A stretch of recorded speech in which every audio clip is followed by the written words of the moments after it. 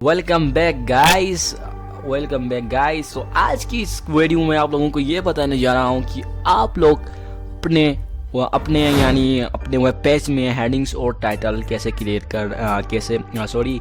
Heading और paragraph कैसे create कर सकते हैं। ठीक है, बेसिकली ये जो आज की जो वीडियो है वो हेडिंग्स और पैराग्राफ के बारे में है, जो कि एक मेन एक्सपेक्ट हेडिंग है कि नहीं, उसके अंदर क्या कहते हैं हमारे HTML के अंदर बस इतने कॉम्प्लिकेटेड नहीं है। कुछ चीज़ें हैं HTML, वो कुछ चीज़ें हैं हेडिंग और पैराग्राफ के बारे में जिससे आप लोगों को ज़हन नशीन करना मेरे ख्याल में बहुत लाजमी है। ठीक है, तो टाइम वेस्ट नहीं करते हैं, बढ़ते हैं वीडियो की जानिब।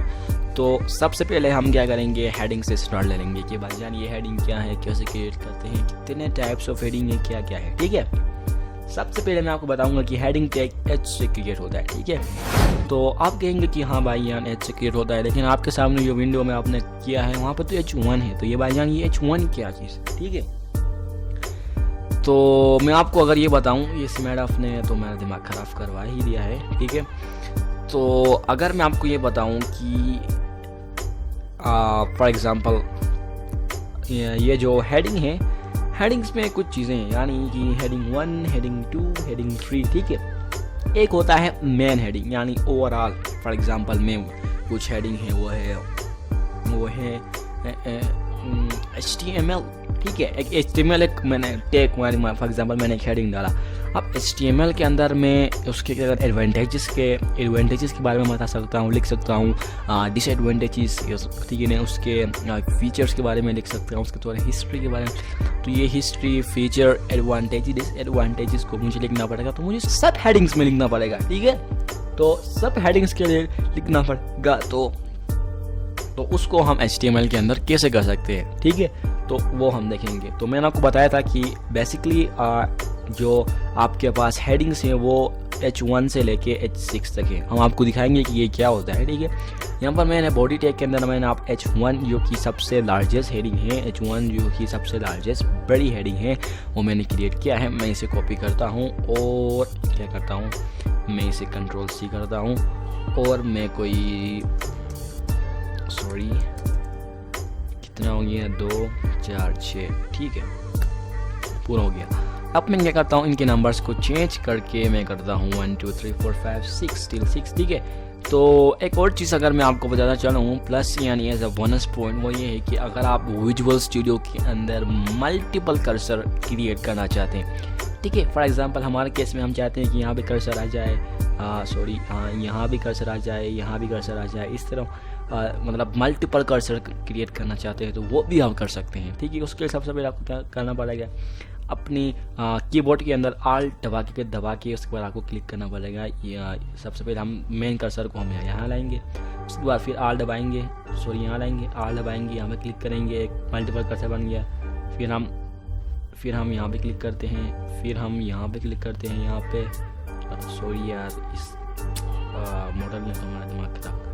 ठीक है, यहाँ पे बना दिया। ठीक है, और हम अगर मैं एक बैक स्पेस करता हूँ तो देखेंगे सारे नंबर्स चले गए। यहाँ पर एक H भी गया क्योंकि हमने एक कर्सर को गलत जगह में प्लेस किया था। ठीक है, तो हमने इसको इरेज किया, अब हमें नहीं चाहिए। ठीक है, ये कर्सर्स मल्टीपल कर्सर्स, तो मैं यहाँ पे 1 लिखता हूँ, यहाँ पे H तो मैं लिख ही देता हूँ, और यहाँ पे मैं 2 लिखता हूँ। ठीक है, यहाँ पे मैं 3 लिखता हूँ, यहाँ पे मैं 4 लिखता हूँ, H4, यहाँ पे मैं H5 लिखता हूँ, और यहाँ पे मैं 6 लिखता हूँ। Same case with the closing tag. Closing tag में भी हमें नंबर्स को चेंज करना लाजमी है, तो हम इसको भी करते हैं 3, 4, 5 and 6। ठीक है, अगर मैं अपने डॉक्यूमेंट को सेव करूँ और अपना ब्राउज़र को खोलूँ, या फिर मैं यहाँ पे कोर्स 1 2 को मैं करूँ रिवील इन एक्सप्लोरर पर क्लिक करूँगा तो ये मेरा जहाँ भी मौजूद है मुझे वहाँ ले जाएगा। डबल क्लिक करता हूँ तो ये मेरे ब्राउज़र, जो कि इन माई केस डिफ़ॉल्ट ब्राउज़र मैंने ओपरा को रखा है, ओपरा में हमारे लिए खोल देगा। ठीक है, इतने सारे टैब्स खुले हुए हैं, नो प्रॉब्लम। ठीक है, अब यहाँ पे कुछ चीज़ें मैं आपको बताने वाला हूँ, वो ये है कि आपने क्रिएट किया होगा कि ये सबसे पहला है वो है H1। ठीक है, हमने अपने वो टेक्स्ट एडिटर या फिर विजुअल स्टूडियो कोड में आपने बताया था कि H1। ठीक है, हेलो वर्ल्ड 2 बल्कि मैं इसको नंबर्स में चेक करता हूँ 3 यानी ये हेडिंग 3 है 4 5 till 6 ठीक है। सेव करता हूँ और मैं इसे दोबारा रीलोड करता हूँ 2 3 4 5 6 आ गया ठीक है। अब देखो अगर फॉर एग्जांपल मैंने आपको पहले बताया कि अगर हमें कहाँ पे मेन टैग इस्तेमाल करना मेन हेडिंग इस्तेमाल करना पड़े तो हम वहाँ पे क्या कर सकते हैं, हम वहाँ पे H1 का इस्तेमाल कर सकते हैं ठीक है। उसके बाद फिर मेन के बाद फिर जो सब यानी सेकंड सब हेडिंग आएगी वहाँ पर अगर हमें इस्तेमाल करना पड़े तो हम H2 का इस्तेमाल करेंगे ठीक है। उसके बाद थर्ड सब हेडिंग अगर हमें इस्तेमाल करना पड़े तो 3, उसके बाद 4 5 6 till then 6 ठीक है। तो आप ये कह सकते हैं कि HTML के अंदर हेडिंग्स बेसिकली फ्रॉम 1 to 4 है, 1 to 6 है सॉरी ठीक। और जो 1 है सबसे लार्जेस्ट हेडिंग और 6 वो सबसे छोटी हेडिंग है। जैसे कि आप अपने स्क्रीन पर भी मुलाहिजा फरमा सकते हैं कि हमारे जो ब्राउज़र है वहाँ पर जो H1 देखो सबसे बड़ा है ठीक है, उसके बाद H6 सबसे छोटा है ठीक है। तो ये है आप इनकी साइज़ के मुताबिक अगर आप चाहें तो अपनी वेब पेज के अंदर कहाँ भी यूज़ कर सकते हैं ठीक है। अगर आपको 5 करना पड़े तो आप H5 6 वगैरह वगैरह ठीक है। तो ये था हेडिंग्स के बारे में। अब हम पैराग्राफ्स के बारे में थोड़ा कुछ मुलाहिजा करते हैं ठीक है। पैराग्राफ्स के बारे में तो कुछ है नहीं, सिंपली पी टैग को हमें क्रिएट करना है और हम कितना भी पैराग्राफ लिख सकते हैं मल्टीपल लाइन्स का ठीक है। ये लो, अगर मैं इसे सेव करता हूँ और ब्राउज़र में जाके इसे रीलोड करता हूँ तो ये आ गया जी हमारे उसमें। लेकिन हम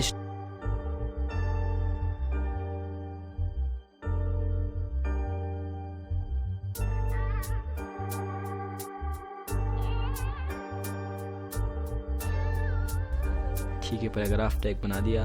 मैं लिखता हूँ hello guys what's going on ठीक है। मैं कुछ भी लिखता हूँ, मैं इसे सेव करता हूँ और मैं अपने ब्राउज़र में जाता हूँ तो देखिए hello guys what's going on ठीक है। तो HTML5 के अंदर आप पैराग्राफ टैग भी इस्तेमाल कर सकते हैं या फिर आप पी का भी इस्तेमाल कर सकते हैं। ये थी हमारी कोर्स की फर्स्ट वीडियो जिसमें हमने टैग्स के बारे में पढ़ा और आप जैसे जैसे इनरोल होते जाएंगे आप मज़ीद टैग्स लाएंगे यानी ठीक है। आपने तो उनका टेंशन बिल्कुल भी नहीं लेना है।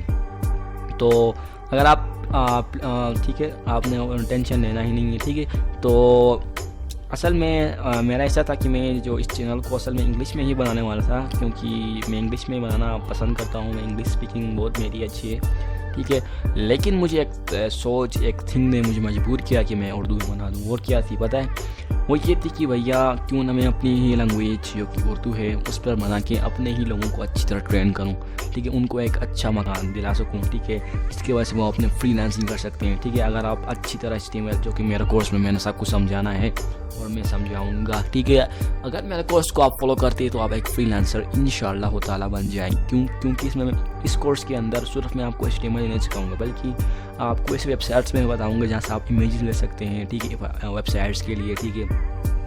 ऐसा वेबसाइट में बनाऊंगा जहाँ से आप कोड उठा सकते हैं या फिर आप आइकन्स उठा सकते हैं, आप मज़ीद कुछ कर सकते हैं। मेरे पर्सनल टिप्स ठीक है कि नहीं मैं अपनी पर्सनल एक्सपीरियंस बता रहा हूँ ठीक है, ये सब कर रहे हैं तो वो सब आप करके एक फ्रीलांसर बन सकते हैं आप एक, या फिर आप इन सब को सीख के वेबसाइट बना के अपनी वेबसाइट को होस्ट कर पाएंगे ठीक है। उसके बाद होस्ट करके अपने वेबसाइट पर एफिलिएट मार्केटिंग कर सकते हैं, आप अपने एड्स लगा सकते हैं, इससे आप पैसे लगा के एक अच्छा मकाम हासिल कर सकते हैं और आप एक सक्सेसफुल पर्सन बन सकते हैं अपने लाइफ में। इसी वजह से क्योंकि पाकिस्तान में टेक्नोलॉजी की इतनी ज़्यादा वो नहीं है ठीक है, तो यहाँ पे लोग यानी फॉर एग्जांपल जो भी है वेब डेवलपर तो खैर है ही नहीं, बहुत ही कम है। मैं कस्टम कोडिंग की बात करूँ यानी HTML CSS की ज़्यादातर लोग वर्डप्रेस का इस्तेमाल करते हैं, लेकिन वर्डप्रेस में ख्याल में इतना अच्छा ऑप्शन नहीं है चूज़ करने के लिए फॉर द वेब डेवलपमेंट। इसी तरह मैंने अपना इसीलिए मैंने आपको क्या किया, मैंने आपको उर्दू में ही समझाने के लिए उर्दू में ही आपको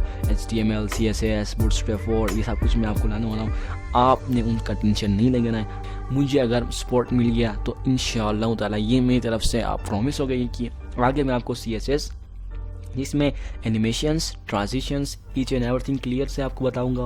वुमन कोर्स भी मैं आपको लाऊंगा ठीक है। उसके साथ साथ मैं आपको बूटस्ट्रैप जो कि ऐसी है जैसे मैं कुछ कह नहीं सकता ठीक है। बूटस्ट्रैप कमाल की एक वेबसाइट है, वो फ्रेमवर्क है जिसका आप इस्तेमाल करके जो काम आप HTML के अंदर फॉर एग्जांपल 20 मिनट में कर सकते हैं वहाँ पे आप 2 मिनट में कर सकते हैं। वहाँ 2 मिनट में, जी हाँ बिल्कुल आपने सही सुना, 2 मिनट में वो उसको आपको क्या करना पड़ेगा, कुछ क्लासेस है उसको ऐड करना पड़ेगा, या फिर आप कॉपी पेस्ट भी कर सकते हैं from their website as well. ठीक है, तो ये सब आप कर सकते हैं। उसका कोर्स मैं आपको लाऊंगा साथ साथ में, फोटोशॉप, वीडियो एडिटिंग और each and everything related to technology आप इस चैनल पर देख सकेंगे, लर्निंग कर सकेंगे। ठीक है, तो आज की इस वीडियो के लिए बस इतना ही। मिलता हूँ मैं आप लोगों को नए वीडियो के साथ, तब तक के लिए अपना ख्याल रखिएगा। Good bye.